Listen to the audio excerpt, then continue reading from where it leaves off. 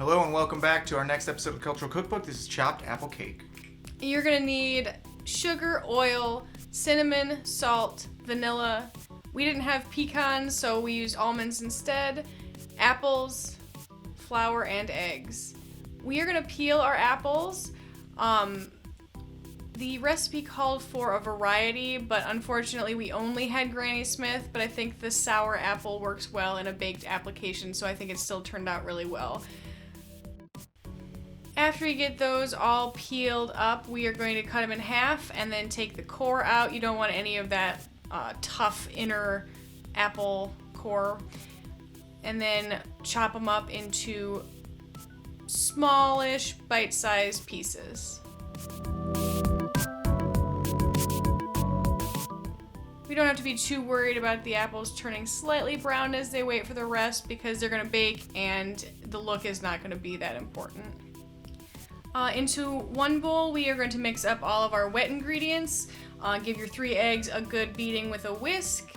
And sugar counts as a wet ingredient because it dissolves slightly in the liquid. You want to make sure that that is all well mixed together along with your vanilla and oil. We mix wet ingredients together first and then dry ingredients together separately. Baking soda is going into our flour along with cinnamon and salt. You want to get all of your wet ingredients mixed well and your dry ingredients mixed well because as soon as the flour comes in contact with the liquid, it's going to start forming gluten strands and it can make a tough cake if you over mix it. So we are going to just get everything nicely mixed together. I'm going to chop up my almonds so that they're not so big. They incorporate into the batter slightly better if they are a little bit smaller. Pecans would have been awesome. That's what the recipe calls for, but all we had was almonds, which are my favorite.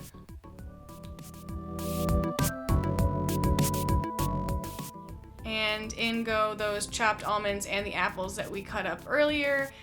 Again, you just want to mix it up until it's together, but you don't need to spend a lot of time overworking this batter. Into a greased ring pan. This is an angel food cake pan that my grandma had. You're going to sprinkle a little bit of flour. This is going to help keep this sticky batter from clinging forever to your pan. So shake that flour around so it's all coating every surface that your cake is going to come into contact with.